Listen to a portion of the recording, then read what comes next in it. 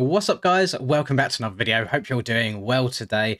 I have got a little bit of a track making itch, I guess you could say, recently. It seems like after everybody showed quite a lot of love on my Wembley Arena Cross track, I thought, you know what, let's just make the other rounds as well. So I started with round 5, which was a bit of an L. What you see in front of you here is round 1. So then after this, I'm also going to do 2, 3, and 4, so we can get the full 5 races. This is Manchester. This is was the first round, kind of the second. They do some weird event before it all starts, but I'm calling this number 1, and I'm really happy with how this has come out. I'm not sure what I've done because I used the same kind of process as the first one, but I genuinely believe that the actual on-track decals look a lot better than the last one as well.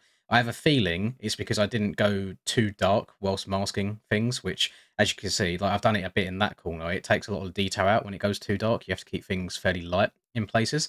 This track wasn't without its own issues, though. So on this start gate right here, this whole start system is made by Red Rider. I've just changed textures and such. For whatever reason, so like if I go along the floor here, you'll see the camera bump up as I hit this gate, just like that. This whole grate here has collisions. For some reason, the very end one, it still has collisions, but the start gate would always be through it in the floor. So I've done the most weird workaround right now. You can see I've actually raised the height map underneath the gate to then make this gate slightly higher to make it look like it's in line with the rest. Is the joys of track building. I feel like that you're always looking for workarounds in some way or another. So this is exactly the same as the last one. There are 22 gates in total. I maybe could have fit another row further back if I moved everything around, but I feel like 22 is a good amount for Arena Cross. It's kind of pushing things a little bit. And let's just spin some laps, show you what she's all about as well. And genuinely, without trying to kind of blow my own horn here, some of the most fun I've had on this game in recent times has been doing the elimination races on the Wembley Arena Cross track. Just one lappers, they've been so fun, and I think I got very lucky because the track works really well on all bikes as well. So as the start gate goes, you go along the straight. This is turn number 1 here. I was debating putting any ruts in turn 1 only because I imagine it could cause a little bit of carnage, but if anything it should help people have something to aim for, so not everyone's just diving to the inside and you got a little bit of room to work around with. And also that corner is used for the rest of the race as well, the rest of the lap, so I thought it would be nice to have a rut in there. We've got just the one rut in this corner. You can cut down or you can stay wide. In real life they weren't able to quad out with this section because they have like the sense of fear and absolutely wadding yourself and going to the hospital. In game, unfortunately, we have no sense of fear and we can just send things as hard as possible. It is possible to quad out. So whilst Wembley round 1 was true to life in terms of the lines that you would hit, this track was a little bit more difficult to do so.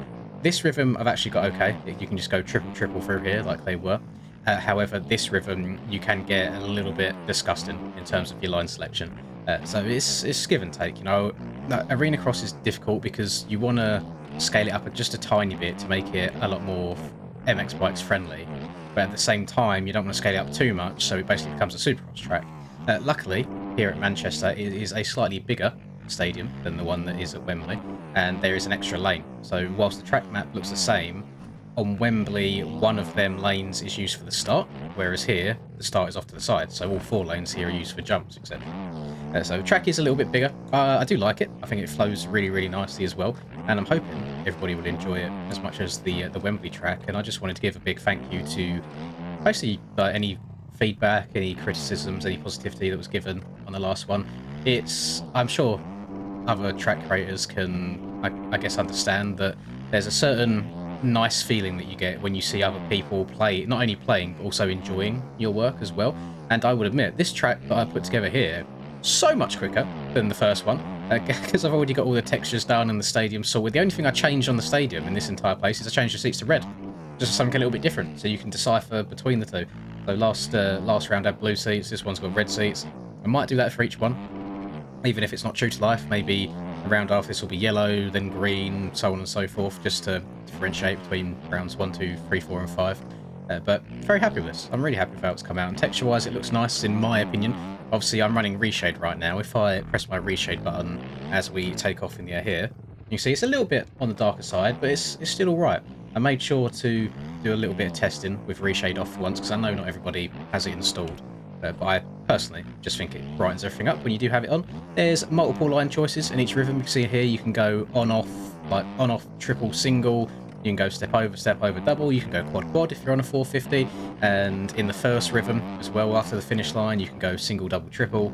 You can go double, double, double, double, triple, single, triple, triple. That is lots of line choices, which I'm very happy with. I spent a good amount of time just barely tweaking the jump heights, like each and every jump, just to make certain lines doable.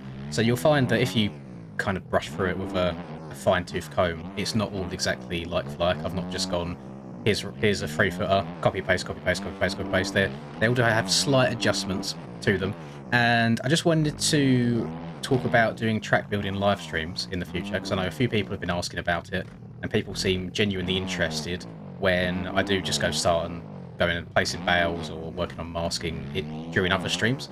So what I would like to do is, because I'm well aware that content for creating tracks at the moment is kind of scattered about a lot. Like you have to go hunting for different tutorials for each and everything, and I'm well aware that I guess track making processes and things like that have changed over the years too. I would like to, the next Arena Cross track that I build, I would like to document it in video format from start to finish. So that is from installing Resolute Kraken's Track Builder Helper, which is basically the tool that compiles everything together for you, to then going and making a height map, to then going into Blender and putting everything there, to then doing like the race data, so the timing, etc. I'd like to have just a little video series and all of that put together, which I think would be nice just to have in the locker, I guess, if anyone wants to try and give it a go. Try and make it as concise and straightforward as possible, and obviously anyone can ask whatever questions they want on those videos. I can try and help them as well. And then after that is done, then I think we'd have 2 more rounds left to do after that. That's when we can go into like live stream and building it on a live stream as well, so people can see it be done live in the moment. Obviously the video format would be a lot more condensed. I wouldn't show you every single like jump and corner that I place. It would be, this is how you do this is how you do this, and then it would show you like the final product afterwards, like here's one I made earlier type deal. But yeah, it should be fairly straightforward and easy to follow. I will give a little bit of pre-warning. A lot of the stuff I use is from other people's work. So the jumps, for example, jumps I'm using right now on the corners, they are from Matt Rob's MX Simulator template, just tweaked ever so slightly to make them, I guess, a little bit more open. I know on MX Simulator, so jump faces, for example, they're sharp, whereas on MX Bikes, you want to open them up a little bit like that, otherwise you get weird kind of physics going on. But I can show people how to do that as well. And then when it comes to texturing, I have a bit of a cheat sheet from Mr. Stone Rider to make everything look really, really sexy. I will show you, I guess, the very basics on how to get stuff to appear a certain way in game, how to get things looking brighter or darker, so on and so forth. And then we have the lovely joy that is Blender, and how you go about importing your height map in Blender to see it, how you go about placing objects, how you go about exporting it, getting it in game, so on and so forth. So there's a lot to it, but it would all be broken up into its own individual videos. What I think I will do is get them all done, all uploaded, and then kind of, I think I'll probably schedule them all for the same day. So you might have one day where you see like 5 Lin's videos in your sub box. Don't get scared. I'm not doing like what Ty Lin done, for example. This isn't to dig out Ty Lin because I love him.